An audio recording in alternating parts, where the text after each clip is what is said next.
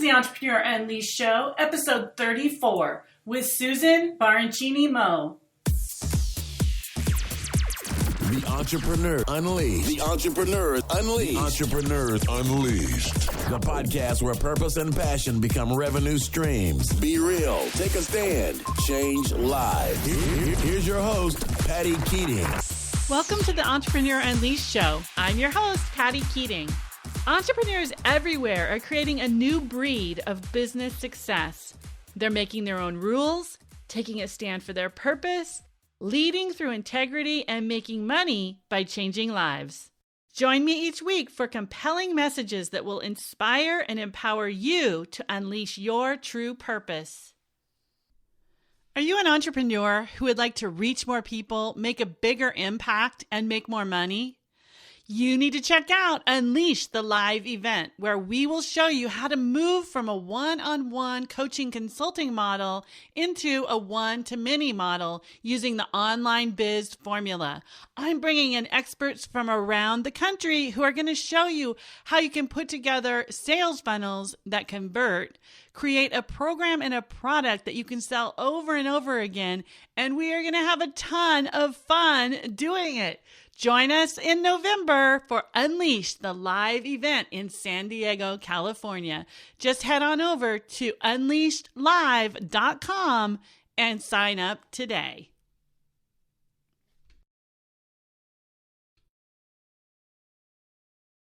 I am so thrilled to introduce you today to Susan Baroncini-Moe. Susan is the author of the book Business in Blue Jeans, How to Have a Successful Business on Your Own Terms, in Your Own Style. And she holds the Guinness World Record title for the world's longest uninterrupted live webcast.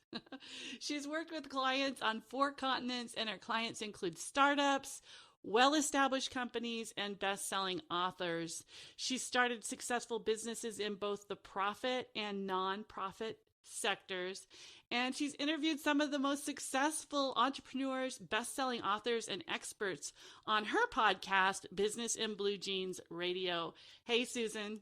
Hey, thanks for having me, Patty. Thank you so much for being here. I'm excited to dive into this and hear more about you and what you've been up to in your business. So why don't you go ahead and just introduce yourself and let the listeners know a little bit more about you. Yeah, well, primarily my day job is I spend my day as an entrepreneurial and executive coach.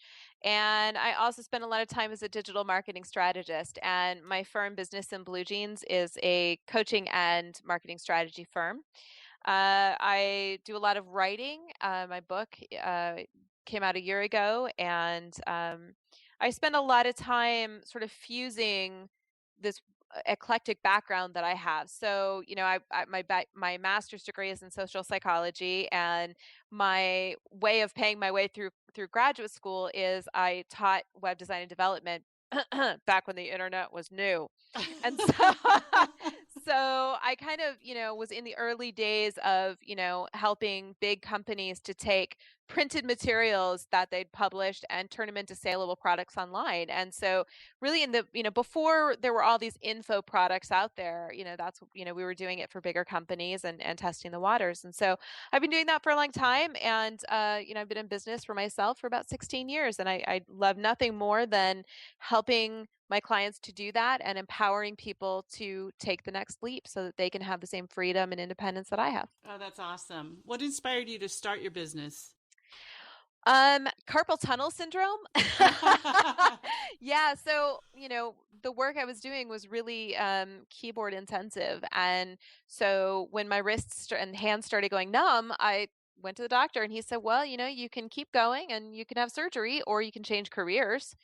And it was at the point where if I changed careers at that moment, I would be able to, not have to have surgery. And I'm a violinist as well. That was my first major in college. And so I was not willing to risk not being able to play. So I went ahead and quit my job, and I got, a ton of training and coaching back when coaching was new, and there weren't a ton of coaches out there, and not a lot of those, as I'm sure there are all these people out there now who are calling themselves coaches who have no Yes. training and just watched a bunch of episodes of Oprah and Dr. Phil and decided they were going to go out and be coaches. And Yeah. the problem is that it really changed the marketplace. So that's when I thought, okay, I better do a lot more. And certainly my clients expect more. So I was really inspired in part by, okay, what am I going to do now that I have carpal tunnel? What else can I do given my skill set? But also inspired once I started working with coaching clients and tended to attract entrepreneurs who really wanted more than just your standard coaching. Like they wanted to know, well, how did you get your website? How did you get your logo? How did you do this? How do I do that? What's the best way to set up a business? And how do I get customers and clients and that kind of stuff? And so I really stepped up my game in the early days of being out on my own because I realized I was going to have to really, compete and be strong in the marketplace. So that's, I guess, what inspired me to create and develop my business. Yeah, I hear that. What obstacles did you bump into when you started your business, and also, along the journey where you're adding new things and you're really discovering what the market wants and delivering? What kind of things showed up for you? Well, I guess I think there's an obstacle that shows up for everyone, which is a business typically grows slower than you want it to. And that was certainly true for me. I sort of launched and had, a lot of success right away, and then it kind of slowed down a little and I kind of had to figure that out. Of course, the recession came and that took a hit on, I think, all small business owners. Mm-hmm. And that was certainly a period of rebuilding for me as well. But I think the biggest obstacle I've personally faced has really been my own brain junk because as you can imagine, I mean, I have a Guinness World Record. I ask, people who you would never think to, like, I ask big names, big questions. I don't really seem to get intimidated by much, Yeah. but it's my own brain junk that gets in the way, like self-doubt, questioning myself, should I have said that?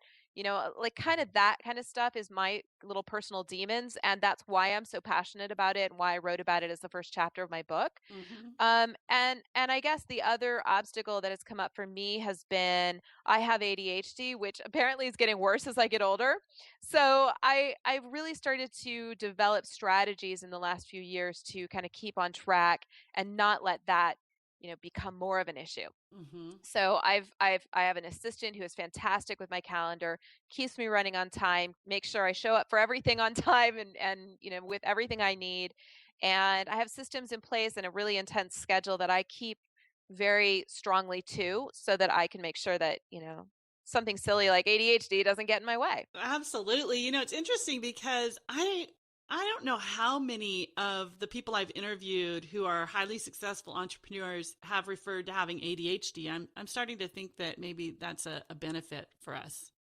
Well, it's funny when I always knew that I was a little different. I wasn't sure what it was, but a weird thing happened to me after I was diagnosed officially. And it wasn't like I was diagnosed like, oh, you have ADHD. It was like, wow, you're off the charts. Like, this is ridiculous. So a lot of things happened to me right after that. And the first one was, the doctor who diagnosed me really wanted me to try medication. And for a while I did. And I had a lot of internal angst around that. When I found out I had ADHD, I thought, gosh, how much of my eclectic, grandiose, weird, personality is me and how much is ADHD? Like what is, and if I take medicine, is it going to change who I am and is it going to Mm. corral that? And I really didn't want that because I don't think I would have the big ideas and the grandiose plans that I have in life and that I've certainly accomplished if I hadn't had ADHD. I just don't think I would have done those things. Yeah. But so I was really scared and unsure about what it meant about who I am. It's this weird existential crisis. And what I realized eventually was that it really doesn't matter. Yeah. What matters is just that I am who I am, and for whatever reason, this is who I am. And Exactly. so the fact that I have ADHD is no different from the fact that the things that I experienced as a child and growing up in a slightly chaotic home made me very good at and very adept at sensing what my clients need in terms of their Mm. own personal journey. So, it doesn't matter why we are the way we are all the time, unless it's something we need to address and fix. But Mhm. I feel pretty confident now, and now I'm not on any medication at all.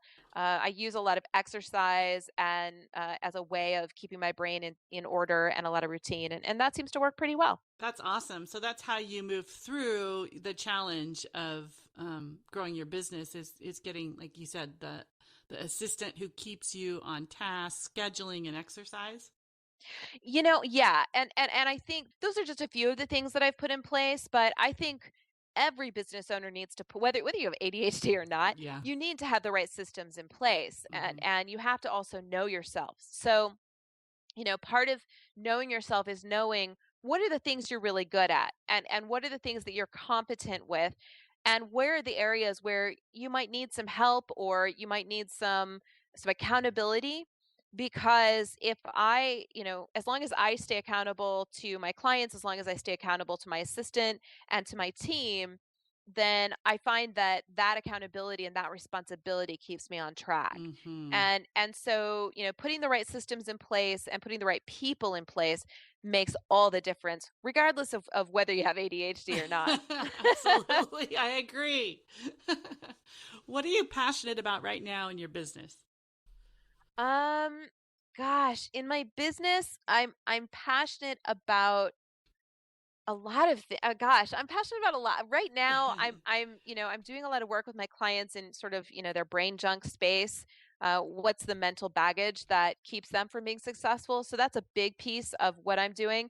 In the digital marketing space, I don't know if I would say I'm passionate about it, but I'm spending a lot of time in terms of quantifying and really getting deep into analysis of Mm, of marketing results, so that we can really start to get a sense of what are you doing, and how is it working, and why isn't it working, or why is it working the way that it is, so that we yes, can make real improvements and have real benchmarks, so we know how to really guide the future marketing efforts. absolutely.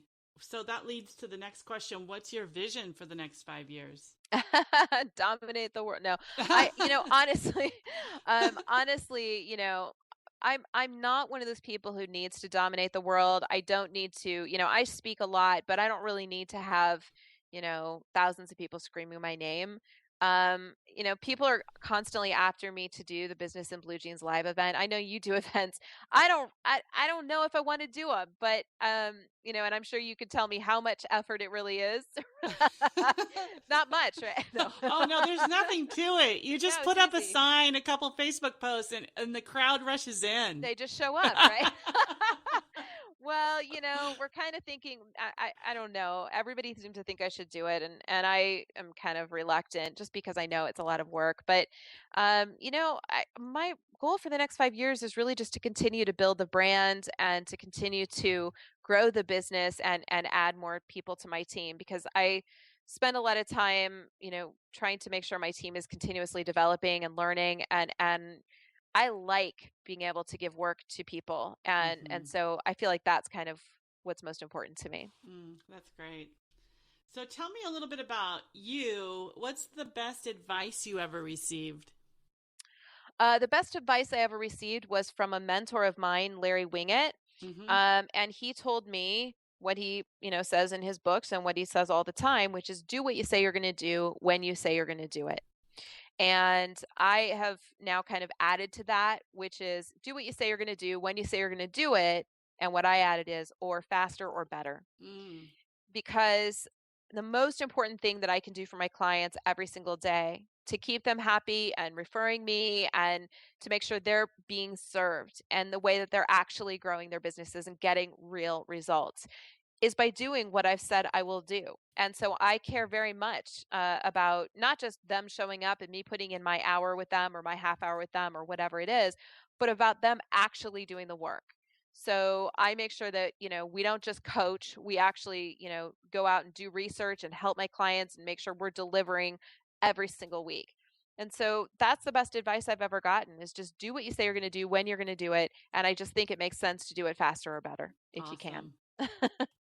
What personal growth have you experienced on this journey of entrepreneurship? Man, I am sort of a constant work in progress. Like I just We all are.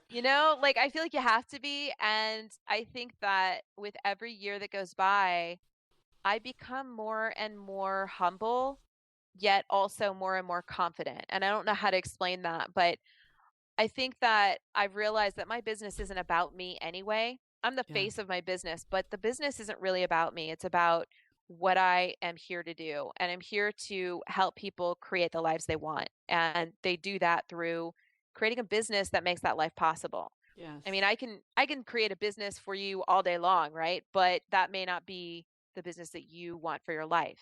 And Mm-hmm. so, that's really the bottom line for me. So I just have become like I become more aware that the business isn't about me, Mm-hmm. and that part has been an important part of the journey, and trying to make sure that I balance representing my own brand while simultaneously serving my clients. Yeah.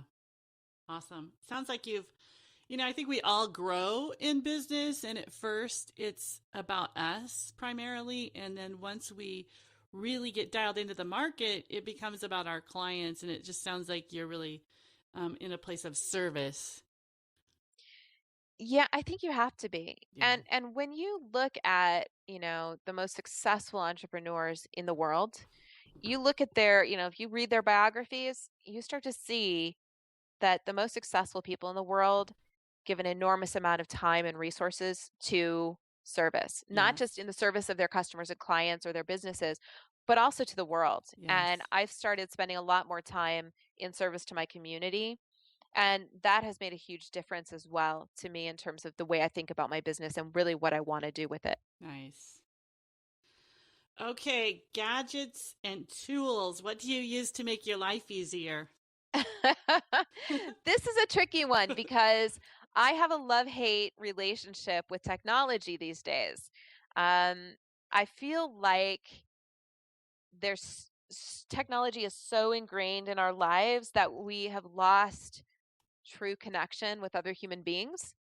So I feel like the thing that I'm trying to negotiate is becoming comfortable with using technology. I mean, I do. I use technology in a way that helps me connect to people in a really authentic way, but at the same time, I think that it's a barrier in a lot of ways. Mm. So my phone, certainly is attached to me at all times. I'd be probably lost without my MacBook. But I kind of think of these things as just extensions of what I already do. So I don't know, gadgets, tools. I mean, I'm actually trying to get away from using a plethora of gadgets and tools. So, we have the systems that we set up for the business. Sure, I use BookFresh for my scheduling tool. I use Google to manage all of our mail and a lot of our calendars that integrate with BookFresh. Mm-hmm. Certainly Skype. Um, but other than that, we keep things pretty lean.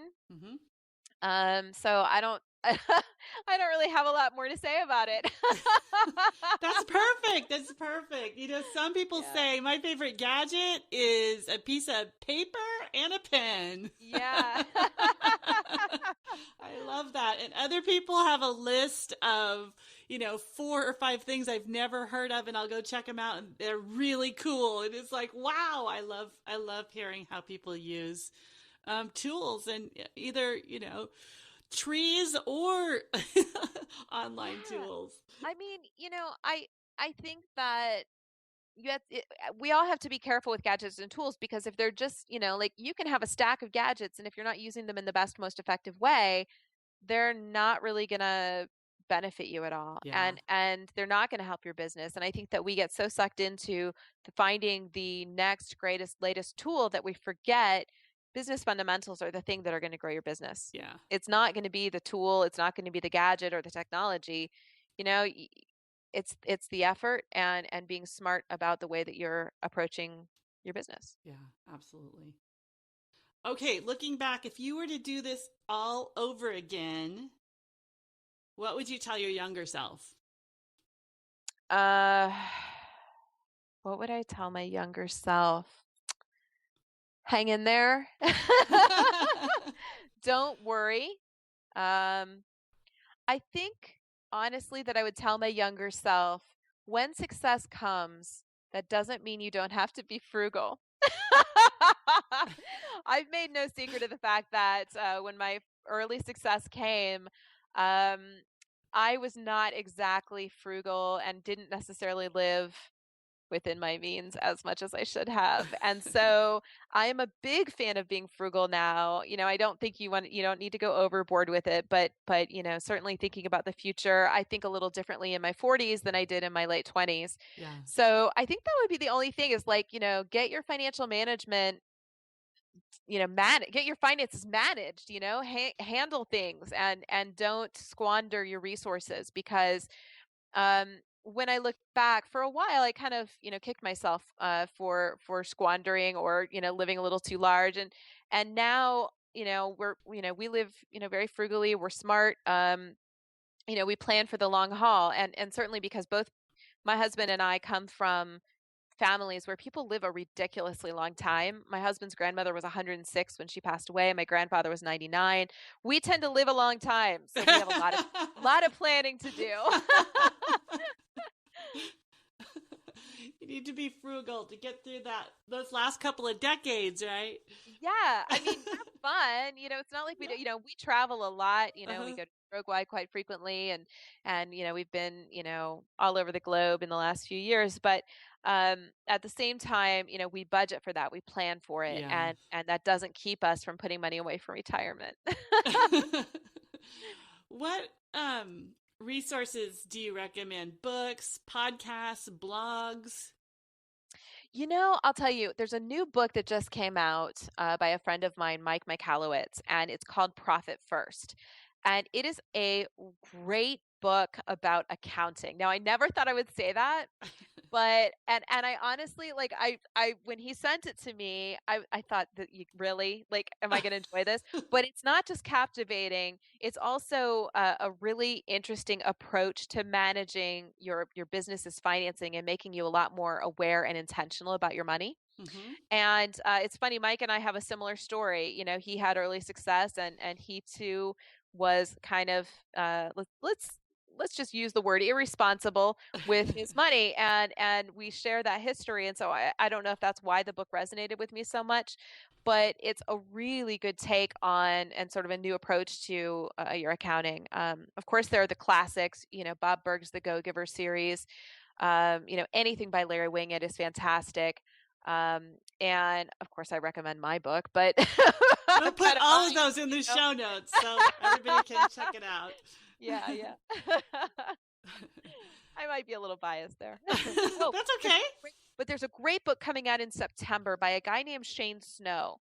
And I'm reading it now as a sort of a precursor. I got to have an advanced copy of it. And it's called Smart Cutting. And it is phenomenal, but annoying in the way, and I plan to, have this argument with him, but annoying in the way that he sort of tells you, like, this is what all the people believe. And this is what stories tell you. And the research says. And then you're like, okay, I get it. And he's like, except that's not true. So then he tells you what's really true. And it's like, oh, bummer. I totally got that wrong. You got me again. Every chapter's like that. So he and I will have to have a conversation about that. I love that. It keeps us on our toes. It really does, because I now find myself approaching the next chapter with a lot of suspicion.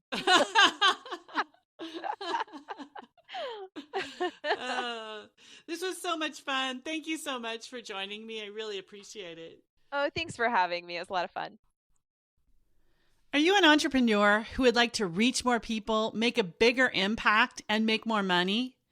You need to check out Unleash, the live event, where we will show you how to move from a one-on-one coaching consulting model into a one-to-many model using the online biz formula.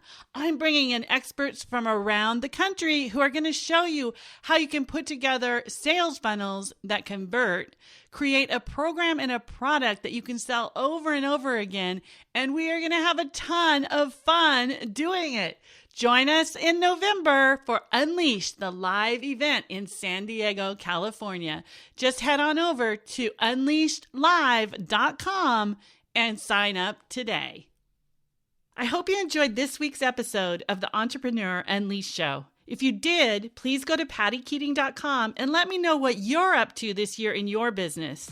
While you're there, be sure to grab your copy of 5 Quick Ways to Share Your Expertise.